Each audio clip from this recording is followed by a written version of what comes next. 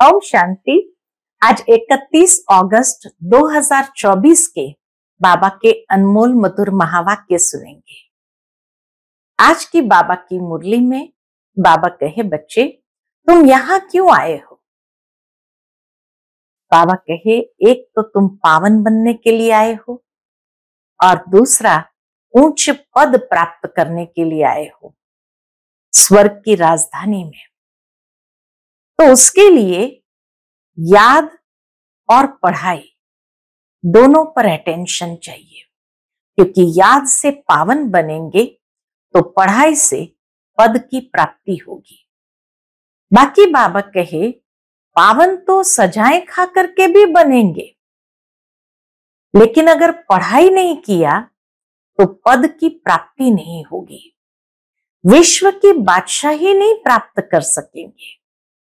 तो इसलिए तुम बच्चों को पावन भी बनना है और उसके लिए बाप को याद भी करते रहना है और साथ साथ पढ़ाई करते हुए अच्छा पद प्राप्त करना है, क्योंकि अभी पढ़ेंगे तभी सतयुग में विश्व के मालिक बनेंगे।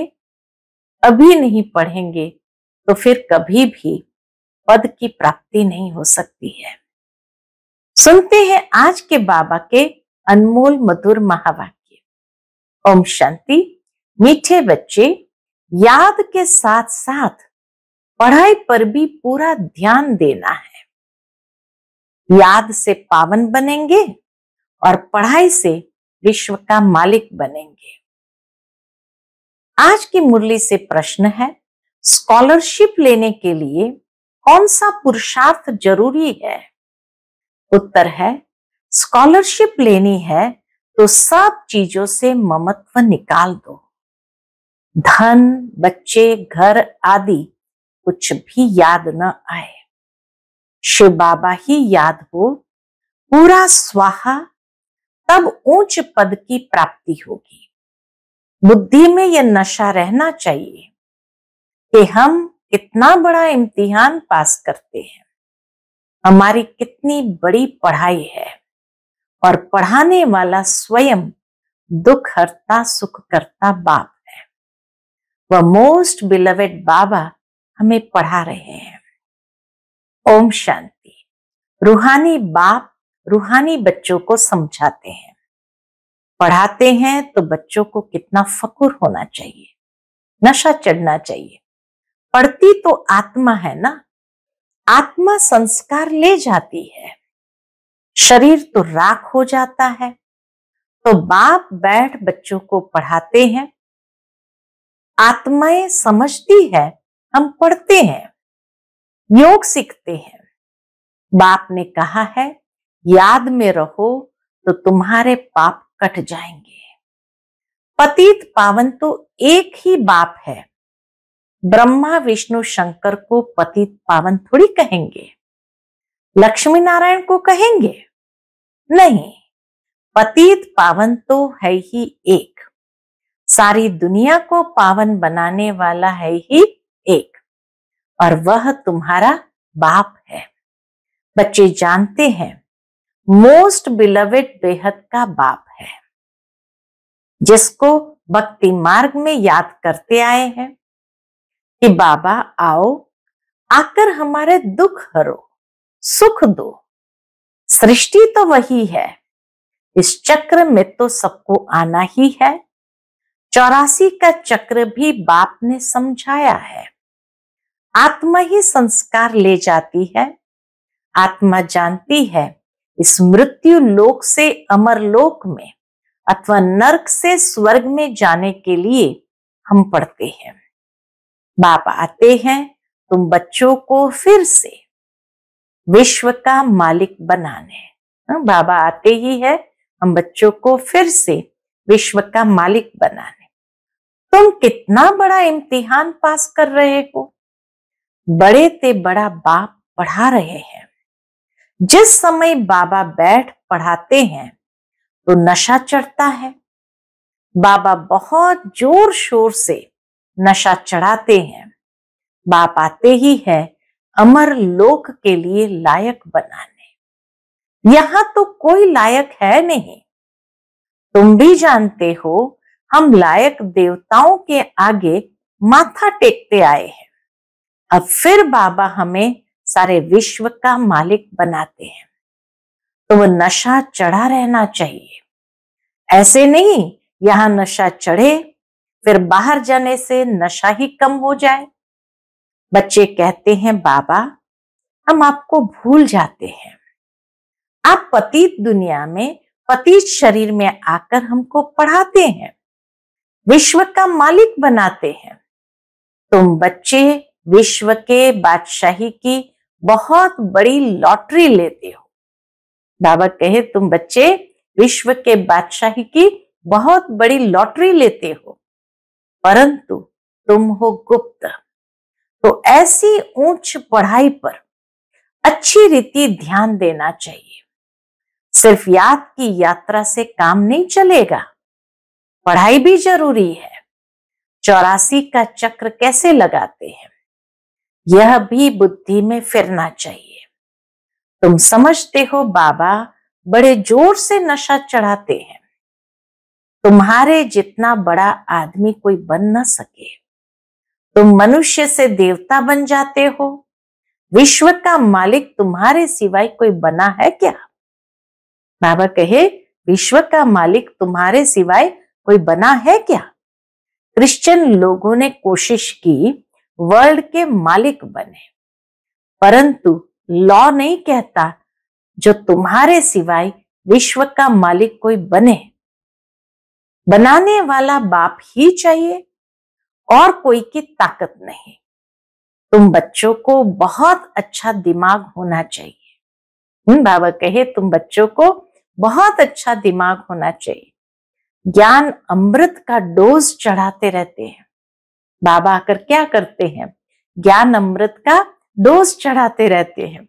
सिर्फ इस पर नहीं ठहरना है कि हम बाबा को बहुत याद करते हैं। हम बाबा के सिर्फ ये बात पर नहीं ठहरना है, हम तो बहुत याद करते हैं, याद से ही पावन हो जाएंगे, परंतु पद भी पाना है। पावन तो मोचरा खाकर भी सबको होना ही है, सजा खाकर के भी सबको होना ही है, परंतु बाप आए हैं विश्व का मालिक बनाने। मुख्य बात है विश्व का मालिक बनना। जाएंगे तो सब शांति धाम में, जाकर सबको सिर्फ बैठ जाना है क्या? वह तो कोई काम के न रहे, जो जाकर बैठ जाएंगे वह तो कोई काम के न रहे। काम के वह है जो फिर आकर स्वर्ग में राज्य करते हैं। तुम यहाँ आए ही हो स्वर्ग की बादशाही लेने। तुमको बादशाही थी, फिर माया ने छीन ली, और फिर माया रावण पर जीत पानी है। विश्व का मालिक तुमको ही बनना है। अभी तुमको रावण पर जीत पहनाते हैं क्योंकि तुम रावण राज्य में विकारी बन गए हो, इसलिए मनुष्य की बंदर से भेंट की जाती है।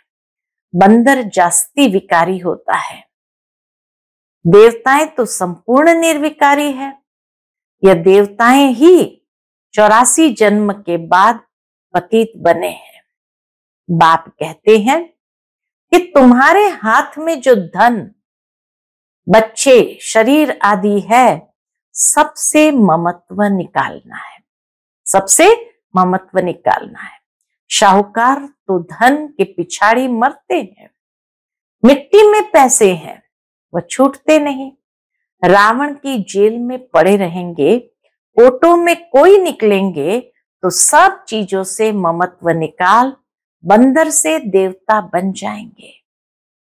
जो भी शाहूकार लोग बड़े बड़े लखपति हैं, मिट्टी में पैसे पकड़े हुए हैं, उनके पिछाड़ी प्राण है। बाबा के उनके पिछाड़ी उनके प्राण है। सारा दिन महल माड़ियां, बच्चे आदि ही याद आते रहेंगे, उनकी याद में ही मर जाएंगे। बाप कहते हैं कि पिछाड़ी में और कोई चीज याद न आए, सिर्फ माम एकम याद करो तो जन्म जन्मांतर के पाप नाश हो जाए। शाहूकार के पैसे तो सब मिट्टी में मिल जाने हैं, क्योंकि पाप के पैसे है ना। बाप के पैसे सब मिट्टी में मिल जाने हैं, काम में नहीं आते हैं। बाप कहते हैं हम गरीब निवाज, गरीबों को शाहूकार, शाहूकारों को गरीब बना देंगे। बाबा है गरीब निवाज, गरीबों को शाहूकार, शाहूकारों को गरीब बना देंगे। ये दुनिया बदलनी होती है ना, कितना पैसे का नशा रहता है। हमको इतना धन माल है, एरोप्लेन है, मोटर है, महल है, फिर कितना भी माथा मारे कि बाप को याद करे, परंतु याद ठहरेगी नहीं। लॉ नहीं कहता है कोर्टों में कोई ही निकलेंगे, हाँ, शाहूकारों में भी कोर्टों में कोई ही निकलेंगे, बाकी तो पैसे ही याद करते रहेंगे। बाप कहते देह सहित जो कुछ देखते हो उन सबको भूल जाओ, इसमें ही अटक पड़े तो ऊंच पद पा नहीं सकेंगे। बाबा पुरुषार्थ तो कराएंगे ना। तुम यहां आए हो नर से नारायण बनने, तो इसमें योग भी पूरा चाहिए। कोई भी चीज, न धन न बच्चे आदि कुछ भी याद न आए। अंतिम समय के लिए बाबा अभ्यास करने के लिए कहते कि अंत में हमें कुछ भी याद न आए सिवाय एक शिव बाबा के। तब तुम ऊंच से ऊंच स्कॉलरशिप ले सकते हो, ऊंच प्राइज पा सकते हो। वह लोग विश्व में शांति की राय देते हैं तो पाए पैसे का मेडल मिल जाता है, उसमें ही खुश हो जाते हैं। अभी तुमको क्या प्राइज मिलती है? तुम विश्व के मालिक बनते हो। ऐसे नहीं हम 5-6 घंटा याद में रहते हैं तो बस ये लक्ष्मी नारायण बन जाएंगे। 5-6 घंटा याद करने वाले भी लक्ष्मी नारायण नहीं बन सकते हैं। नहीं, बड़ी मेहनत करनी है। एक शिव बाबा की ही याद रहे और कुछ भी पिछाड़ी में याद न आए, तुम बहुत बहुत बड़े देवता बन रहे हो। बाप ने समझाया है, तुम ही पूज्य थे, फिर माया ने पुजारी पतित बना दिया है। तुमको लोग कहते हैं तुम ब्रह्मा को देवता मानते हो या भगवान मानते हो। बोलो, हम तो कहते नहीं कि ब्रह्मा भगवान है, हम तो ये कहते नहीं कि ब्रह्मा भगवान है। तुम आकर समझो, तुम्हारे पास अच्छे से अच्छे चित्र है। त्रिमूर्ति, गोला और झाड़ का चित्र सबसे नंबर 1 है। क्यों बाबा उसको नंबर 1 कहते हैं? क्योंकि ऐसा चित्र कोई धर्मों में, कोई शास्त्रों में नहीं है, इसलिए बाबा कहते ये नंबर 1 चित्र है। शुरुआत के यही 2 चित्र है, यही तुम्हारे बहुत काम में आने के हैं। लक्ष्मी नारायण के चित्र तुम विलायत में ले जाओ, उनसे तो ज्ञान उठा नहीं सकेंगे। सबसे मुख्य चित्र है त्रिमूर्ति, गोला और झाड़ का। इसमें दिखाया गया है कौन कौन कब आते हैं, आदि सनातन देवी देवता धर्म कब खत्म होता है, फिर एक धर्म की स्थापना कौन करते हैं और सब धर्म खलास हो जाते हैं। सबसे ऊपर में है शिव बाबा, फिर ब्रह्मा सो विष्णु, विष्णु सो ब्रह्मा। ये समझानी है ना, उसके लिए ही चित्र बनाए हैं। बाकी सूक्ष्म वतन तो सिर्फ साक्षात्कार के लिए माना जाता है। बाप रचयिता है, पहले सूक्ष्म वतन का फिर स्थूल वतन का। बाप रचयिता है, पहले सूक्ष्म वतन रचते हैं, फिर स्थूल वतन में नई दुनिया की स्थापना करते हैं। ब्रह्मा देवता थोड़ी है, विष्णु देवता है। तुमको साक्षात्कार होता है समझाने के लिए, ब्रह्मा का साक्षात्कार होता है समझाने के लिए। प्रजापिता ब्रह्मा तो यहां है ना, ब्रह्मा के साथ है ब्राह्मण, सो फिर देवता बनने वाले। देवताएं तो सजे हुए रहते हैं, इनको फरिश्ता कहा जाता है। फरिश्ता बनकर फिर आकर देवता पद पाएंगे, गर्भ महल में जन्म लेंगे। दुनिया बदलती रहती है, आगे चलकर तुम सब देखते रहेंगे, अच्छे मजबूत हो जाएंगे। बाकी थोड़ा समय है। तुम आए हो नर से नारायण बनने के लिए, फेल होते हैं तो प्रजा बन जाते हैं। सन्यासी आदि ये बातें समझा न सके, गाते हैं राम राजा राम प्रजा। हाँ? फिर वहां अधर्म की बातें हो कैसे सकती? कहते हैं ना, धर्म का उपकार हो, तो वहां अधर्म की बातें हो कैसे सकती? ये सब भक्ति मार्ग की बातें हैं। इसलिए गाया जाता है, झूठी माया झूठी काया झूठा सब संसार। हाँ? माया 5 विकारों को कहा जाता है, न कि धन को। धन को संपत्ति कहा जाता है। मनुष्य को यह भी पता नहीं कि माया किसको कहा जाता है। यह बाप मीठे मीठे बच्चों को समझाते हैं। यह बाप बैठ मीठे मीठे बच्चों को समझाते हैं। बाप कहते हैं, मैं परमात्मा तुमको अपने से भी ऊंच विश्व का मालिक बनाता हूं। तुम पढ़ रहे हो, कितनी ऊंची पढ़ाई है। मनुष्य से देवता किए करत न लागी वार। मनुष्य से देवता किए करत न लागी वार। देवताएं होते हैं सतयुग में। ये चीजें सिखिज्म में मिलेगी। मनुष्य होते हैं कलयुग में। तुम अभी संगम पर बैठ मनुष्य से देवता बन रहे हो। कितना सहज बताते हैं। बाबा आकर हर बात इतनी सहजता से बताते हैं। पवित्र जरूर बनना है तो प्रजा भी बहुत बनानी है। कल्प कल्प तुम इतनी प्रजा बनाते हो जितनी सतयुग में थी। सतयुग था, अब नहीं है, फिर होगा। यह लक्ष्मी नारायण विश्व के मालिक होंगे। चित्र तो है ना। बाप कहते हैं, यह ज्ञान तुमको अभी देता हूं, फिर प्रायलोप हो जाता है। फिर द्वापर से भक्ति शुरू होती है। रावण राज्य आ जाता है। तुम विलायत में भी यह समझा सकते हो। बाबा कहे, तुम विलायत में भी ये समझा सकते हो। क्या समझा सकते? ये सृष्टि का चक्र कैसे फिरता है। लक्ष्मी नारायण के चित्र से और धर्म वालों का तो कनेक्शन है नहीं। इसलिए बाबा कहते हैं, यह त्रिमूर्ति और झाड़ है मुख्य चित्र।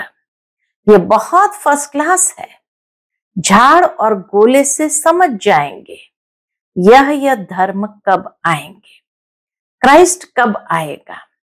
आधा में है वह सब धर्म, बाकी आधा में है तुम सूर्यवंशी चंद्रवंशी। आधा में सब धर्म आ जाएंगे, बाकी सतयुग त्रेता आधा कल्प में है सूर्यवंशी चंद्रवंशी, अर्थात आदि सनातन देवी देवता धर्म वाले, एक धर्म वाले। 5000 वर्ष का खेल है। ज्ञान भक्ति वैराग्य। ज्ञान है दिन, भक्ति है रात, फिर बेहद का वैराग्य होता है। तुम जानते हो ये पुरानी दुनिया खलास हो जानी है, तो इनको भूल जाना है। पतित पावन कौन है यह भी सिद्ध करना है। दिन रात गाते रहते हैं, पतित पावन सीताराम। गांधी भी गीता पढ़ते थे। गांधी जी भी गीता पढ़ते थे। वह भी ऐसे गाते थे, हे पतित पावन सीताओं के राम, क्योंकि तुम सब सीताएं ब्राइड्स हो ना। बाप है ब्राइड ग्रूम। फिर कह देते रघुपति राघव राजा राम। अब वह त्रेता का राजा है, सारी बात ही मुंझा दी है। सारी बात ही बाबा कहे मुंझा दी है। सब ताली बजाते गाते रहते हैं। हम भी गाते थे। ब्रह्मा बाबा कहे हम भी गाते थे। 1 वर्ष खादी का कपड़ा आदि पहना। ब्रह्मा बाबा अपना अनुभव बताते, 1 वर्ष खादी आदि का कपड़ा पहना।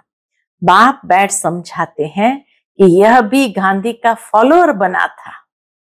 जो बाबा कहे यह भी गांधी का फॉलोअर बना था, इसने तो सब कुछ अनुभव किया है, फर्स्ट सो लास्ट बन गया है, अब फिर फर्स्ट बनेगा, वापस अब फिर फर्स्ट बनेगा। तुमको कहते हैं जहां तहां ब्रह्मा को बिठाया है। यह भी समझाना चाहिए, अरे झाड़ के ऊपर खड़ा है, कितना क्लियर है, अंतिम जन्म में खड़ा है, कितना क्लियर है, ये तो पतित दुनिया के अंत में खड़ा है। श्री कृष्ण को भी ऊपर में दिखाया है। दो बिल्ले लड़ते हैं, मक्खन श्री कृष्ण खा लेते हैं।